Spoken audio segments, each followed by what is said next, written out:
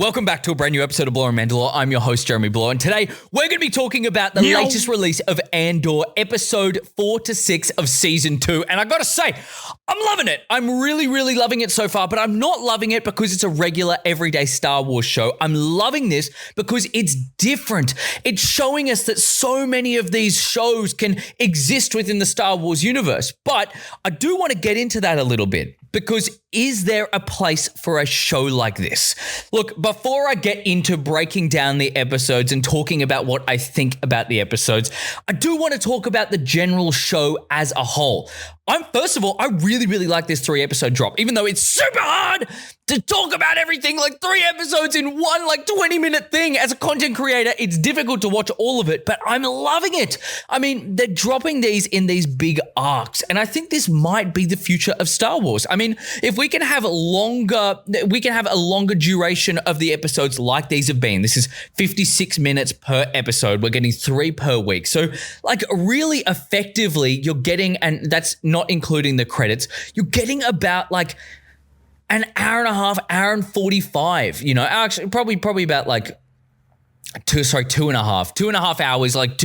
It's really, really good. I'm really, really enjoying this. I mean, do I expect every single show to be able to have the quality of content and I mean the depth of content? No, because I don't think something like Mando could do this. I mean, it's a different style of show. Mando is a serial, Ahsoka is a serial, but something like if we were going to create another Kenobi, this is what I would want it to be. I mean, I feel like what Andor's doing so perfectly is everything that Kenobi should have been doing. And I mean, I've got my Obi-Wan Kenobi outfit on today just to prove that one. Maybe I got it in the mail today. I tried it on and I don't really want to take it off. And I've got my cowboy hat on. But look, there's a lot to talk about. I just want to start off by saying this is a really dark show. It's a really, really dark show, and I don't know if there is a place for a show like that. I mean, we've got so many themes over these latest 3 episodes. I mean, we're talking about revolutions. We're talking about sex, sexual stuff, really, really sexual scenes. That 6th episode, there was a lot of sexual stuff there. It's really, really dark. It's PTSD ridden throughout this. I mean, it's a very, very in-depth show for a not so in-depth Star Wars universe. I mean, I talked about it last week, but Star Wars is a very simple franchise. It's good and it's bad. And I feel like what they're doing in this one is they're heightening that. And I mean, yes, it is very simple. There are simply good people and bad people, but I think it was a little more clear in the first 3 episodes. These latest, 4 to 6, have been genuinely hard to kind of wrap your head around because who are the good guys and who are the bad guys? I mean, yes, good and bad, they're not very subjective terms, but people are doing very good things even on the bad side and also bad things on the good side. So it's look, beyond all of that, I just hate Saw Gerrera. I hate Saw Gerrera. I don't want to see him back. I'm so sick of this dude always making some comeback. Every single time, he's always in these fucking shows. I don't like him. I don't want to see more of him. The moment I saw him, I wanted to turn off. I hate that guy so much. I think the actor's doing it well. Sure, I get it. And we're not meant to, I don't know if we're meant to like this guy or hate this guy. I just hate him. But let's start off with the first release, episode 4. Okay. So have you ever been to Gorman? I also love that they're kind of they're keeping to the same track of thought of they're doing the titles of the shows as quotes from the show itself. And it kind of feels like it's the most important part of the show. I mean, when you read the title, you look at it and you're looking around for a very specific point to hear it. Look, I wanted to start off with I really, really enjoy the random callbacks to old time stuff, but with futuristic tech. I mean, there was that old style of technology that they had with the TV and so on in that 4th episode that I really, really liked. I like that kind of callback because it really does feel like it's close to our world. But that's what kind of brought me up on this one is do we need that? Do we need to feel like we are in our own world but in the Star Wars universe? I don't think so. I think Coruscant had that beautiful idea of the collective city of every single aspect of Star Wars built into one. It's this conglomeration of brilliant ideas, kind of the New York City of Star Wars, where anything can happen, any dreams can happen, no matter what. There's always something going on in the underground or even on top, showcasing itself beautifully in front of everyone. But do we need to explore that even more? I mean, Coruscant is great for what it is. It's a massive metropolitan city that can hide so many things in the deep shadows of the city, comparative to all of those other places that don't have that kind of, not just physically depth. I mean, it's built like that city in China that is, you know, like when you're on ground floor, you're actually like, I think it's like 56 levels deep. You know, it's something like that. I enjoy that aspect of it, but, you know, I don't think they need the depth of quality of these guys. I mean, like, if you're looking at Luthen's shop, I think Luthen's shop is a really good center point for Coruscant, especially for all this kind of stuff. But then when you're talking about safe houses around the place, and then you're adding in all of these random parties and hit points, and you're not really showing anything of the Jedi Temple. I mean, I was always looking in the background to look for the Jedi Temple, and that should be on showcase. I mean, obviously we know that the Jedi aren't going to be there, but I feel like for everything good that they're doing for Coruscant, they're not showing that Star Wars aspect of it. I mean, we saw in Jedi Survivor. Sorry, that was just my little click to make sure I remember things. So we saw in Jedi Survivor, they had a really, really cool, like basically a showcase of what the Jedi Temple looked like right after the Jedi, well, the Grand Republic had finished. Okay, so it'd be all of these massive banners of Imperial, basically Imperial symbols and everything everywhere. It turned it red. It basically highlighted all of the negative aspects of it and given Palpatine a rise to have a grand office within this massive, massive temple. Something that obviously is so symbolic of, you know, a revolution, be that, you know, the Empire taking over from the Grand Republic. But we don't get to see any of that. I mean, I think they're kind of missing out on a few things. I think, you know, even in later episodes, they've missed out on the language as well. I mean, if you're getting things like if you're having to say shit and you know and fuck and all that kind of stuff and insinuating all of this like real world stuff, I don't know if there's a place for that. I don't know if there's a place for that because it is so inherently built into the Star Wars universe that they have their own swear words. I mean, they have all of their own language that we want to use. I think that is the benefit of having a serious show like this in the Star Wars universe. And I mean, I don't want to detract from the fact that this has been a fantastic show so far, and this second season has been gripping. I mean, the fourth episode, it kind of lost me a little bit. And actually, I saw that online. There's a really, really amazing creator. I don't know if he's going to be watching this one, but Star Wars 66. He's such a cool dude, man. And I mean, he's a massive, massive fan of Star Wars. Every single day, he's pumping out content after content after content after content. So it's like, he didn't like it.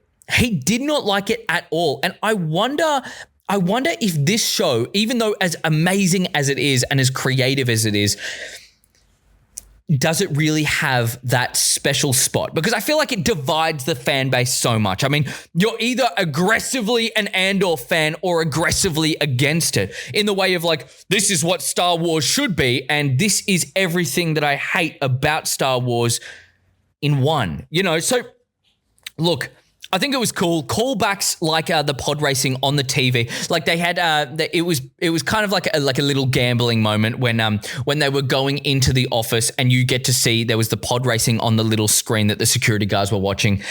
When the uptight guy, I'm really bad with the names in this one. I've tried to write them down, but I keep forgetting.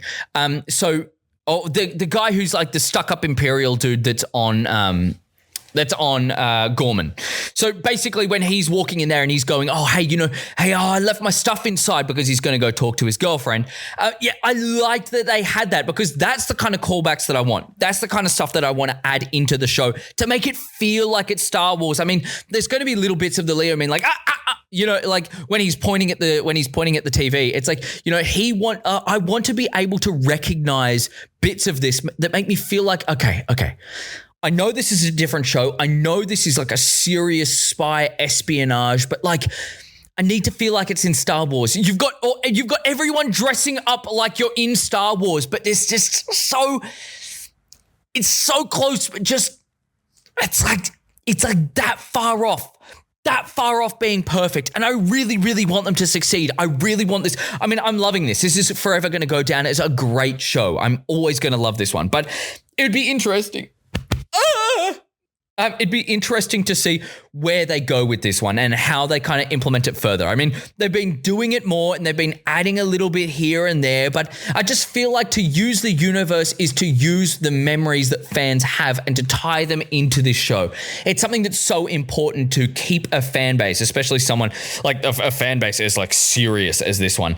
But I do have to say, I mean, like, I think it was divisive or decisive, kind of divisive for the fan base because it was the most serious episode so far. And this one was massive with PTSD. You're seeing, I wrote her name down, Bix, I think it is.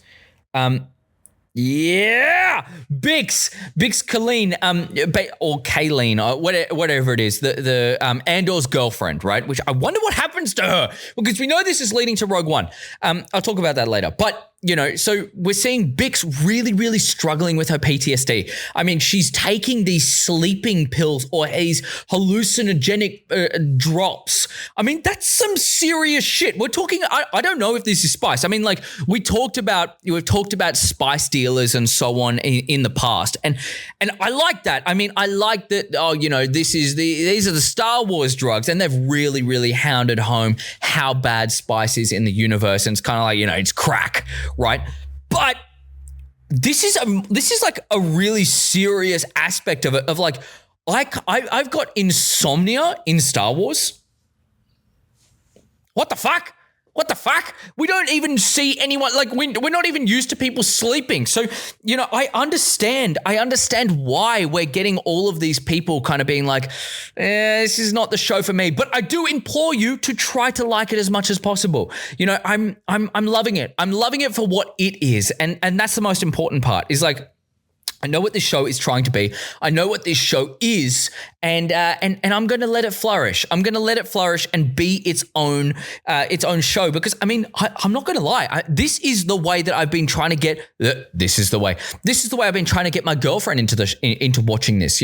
She's been watching all of the prequels with me and trying the Mandalorian with me, and you can tell that it's not really her style of show, but this one is. I mean, this is a way to get people into the universe to be like, oh, that's why they're doing this, and oh, that's why they're doing that, and that's why this makes sense, and so on, So if you're creating the seriousness, it allows for that kind of that unfunny bit to flourish a little bit more. I enjoy it. I just don't enjoy Saw Gerrera. The moment I saw him, I fucking hated it. I genuinely it ruins the show for me because of how much I hate that character. Genuinely, I mean, like, I actually wanted to turn it off. I genuinely wanted to turn it off. I just don't like him. I think he's a piece of shit character that is wishy-washy. He floats around on the good guys and the bad guys. He does terrible things in the code of being good. And if this is the way to show the negative side of revolutions in the world, because we know that Star Wars is trying to teach us a lesson, I don't think George Lucas wanted this when he talked about Saw Gerrera. I mean, like, Saw Gerrera was that one guy who was like, I care about my country. This jungle is my home, and I want to make sure that the separatists don't take over this place.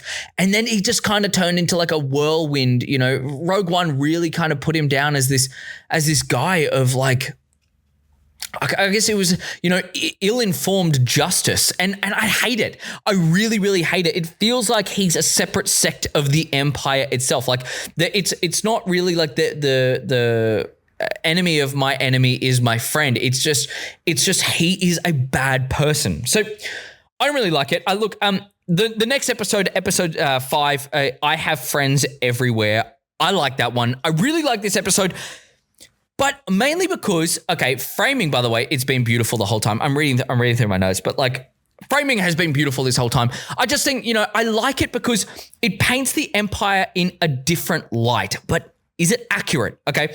So there was a point here, right? I've written this down.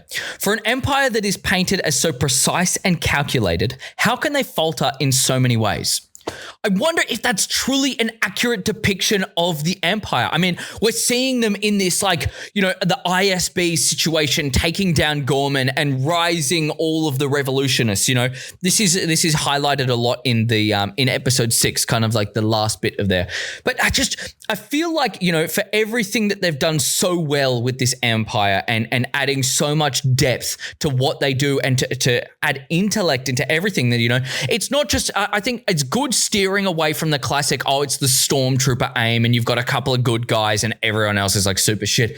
I love that the Empire's scary, but is it really accurate for them being this smart and calculated? Because I feel like it kind of draws back from what Palpatine was. You know, Palpatine is the mastermind behind the Empire. He's the reason why the Empire does so well. But like the whole fall of the Empire is that everyone else kind of sucks ass, and Palpatine is so smart that he's like levels ahead of everyone. And if everyone was like this, if everyone was like the ISB right now, and like the way they've been acting in Andor, I don't think the Empire would have fallen. I mean, you're seeing them throughout this whole arc right now, because this arc is the fall of Gorman, really.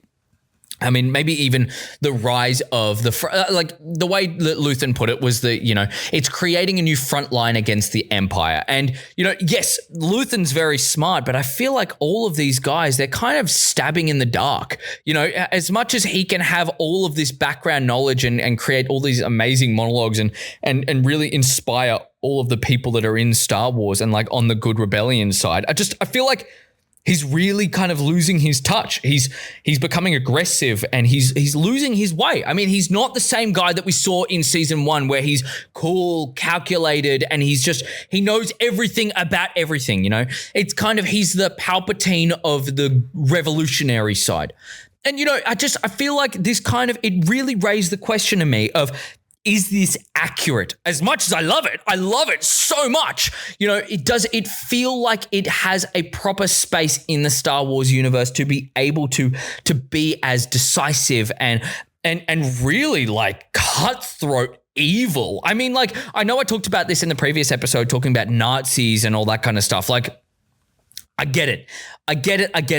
This is not something that's going to be, it's not going to be something that is as lighthearted, but like far out. They're kind of putting a brain in people that never really had a brain before, you know? I mean, yes, okay, stormtroopers haven't really had that big of a show in this one. And yes, okay, maybe they're going to falter later on, and maybe the ISB agents are going to realize that, oh, maybe they fucked up the whole time by giving the revolutionists power to kind of cut them off. But it's like, you know, I don't know.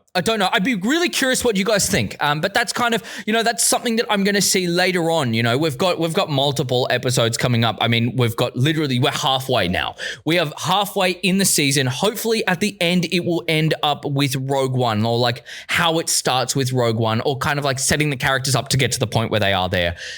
You know, so, you know, look, we're halfway there. We've got a lot more to go. And I wonder if the Empire is going to fall, because even in Rogue One, they weren't that smart. I mean, yes, they were calculated and yeah, they were careful, but it's like they were stupid. They even Krennic, like, he let Galen Erso go underneath him and create this weakness in the Death Star. It's like, make that make sense, that they are so smart and so calculated and just nothing in the movies. So I'd be curious. I think, look, what they're doing well is Cassian is shown as a badass, right? He's getting to the point of where he needed to be in Rogue One, right? So I like that. I like that they're giving Cassian more. I mean, he's that regular guy doing everything the same way that he'd done before, but he's got a different mindset now.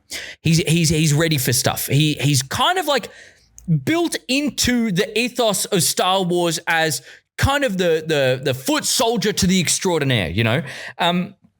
I put in on my notes again, Saw Gerrera is a fucking asshole. And I don't think the rebellion with him in the lead is entirely good. I mean, we got to see him really kind of like shooting the guy who was the Imperial spy. But I feel like even the way he was trying to get this guy to learn, it was stupid. I mean, like, he wants to seem like he's in control. He wants to seem like he knows what he's doing, but he doesn't. He doesn't know at all. So I wonder about this guy. I wonder what they're going to do with him. I know he, like, even at the end of the 5th episode, like, He's making that guy do fucking drugs. Like he's smoking this shit that's coming. No wonder he's on some respirator.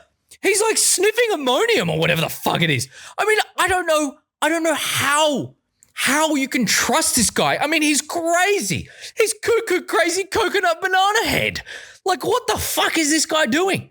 I don't get it. I don't know where they're going with this. I mean, I don't know where the hell they're going to end up. And I mean, what's going to happen to this guy that's kind of like creating the bomb with him. But I can only assume that it's going to end well for the rebellion and not well for the Empire. You know, it's kind of like we know what's going to happen on that front. But like, I want to see Saw Gerrera banished to Jeddah.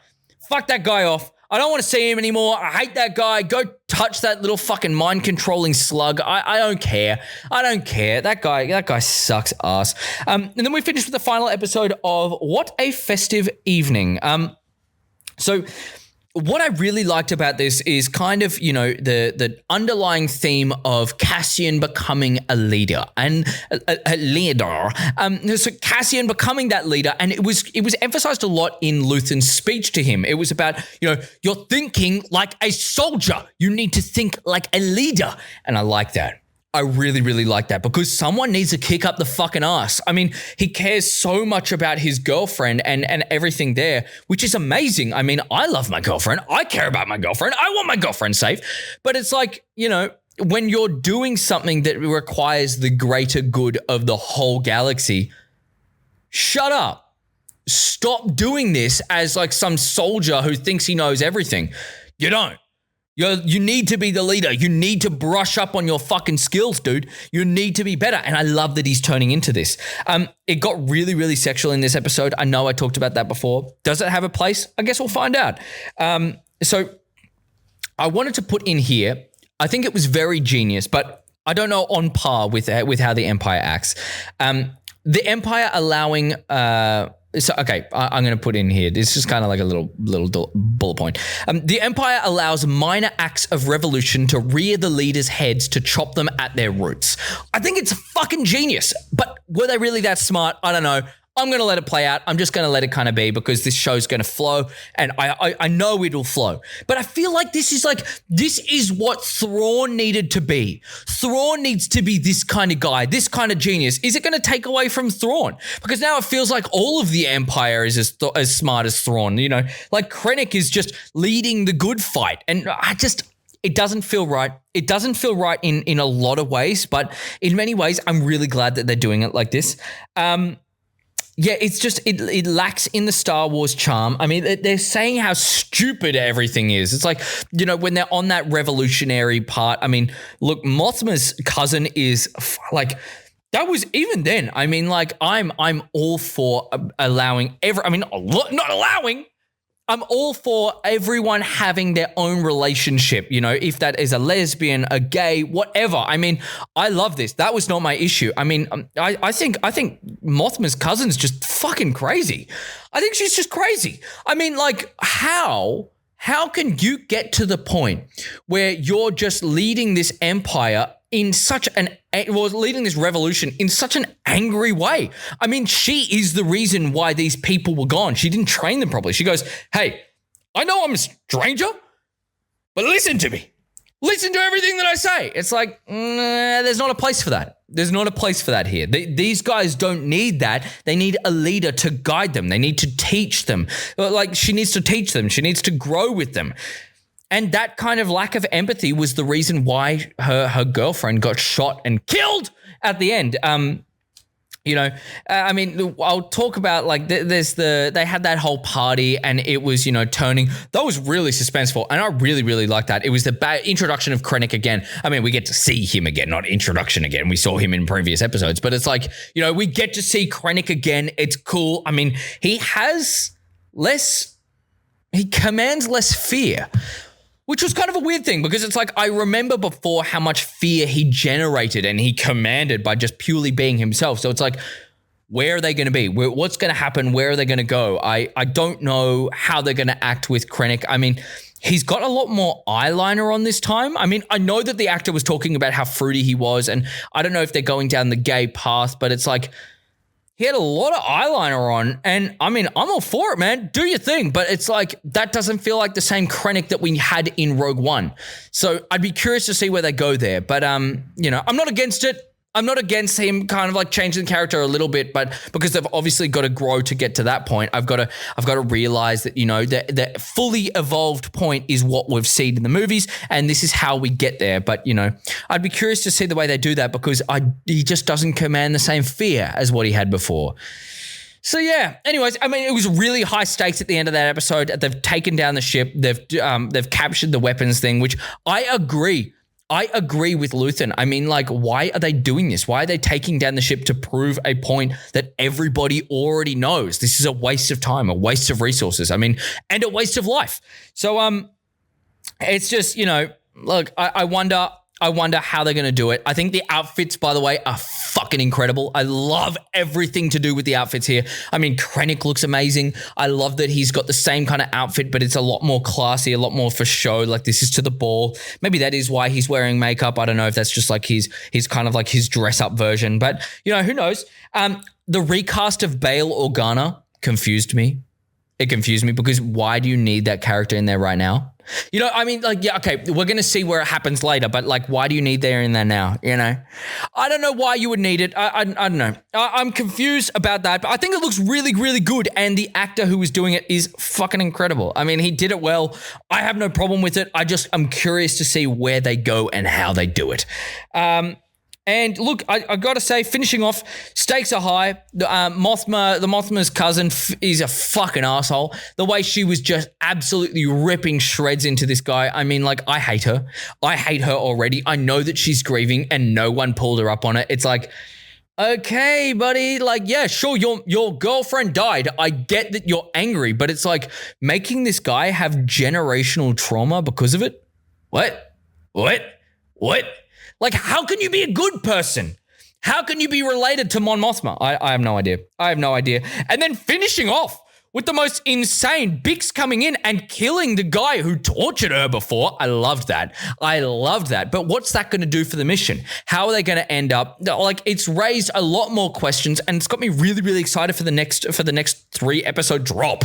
You know, so we'll see how this goes. Paching! You see that one? And you know, we'll see how that one goes. We'll see how they do this one. But I'm excited. I think this is genuinely such a good change for Star Wars. I'm keen to see how they go with this one and where they push it. I'm excited. For all of you guys who are, you know, excited for May the 4th, for you who aren't on my Instagram, I will be posting on Instagram, and I'll also be doing a May the 4th vlog because I'm going to be going out to the city, Pitt Street Mall, Westfield. If you're seeing this on Saturday, check it out. It's Pitt Street Mall in Westfield, Sydney. It's like right in the CBD.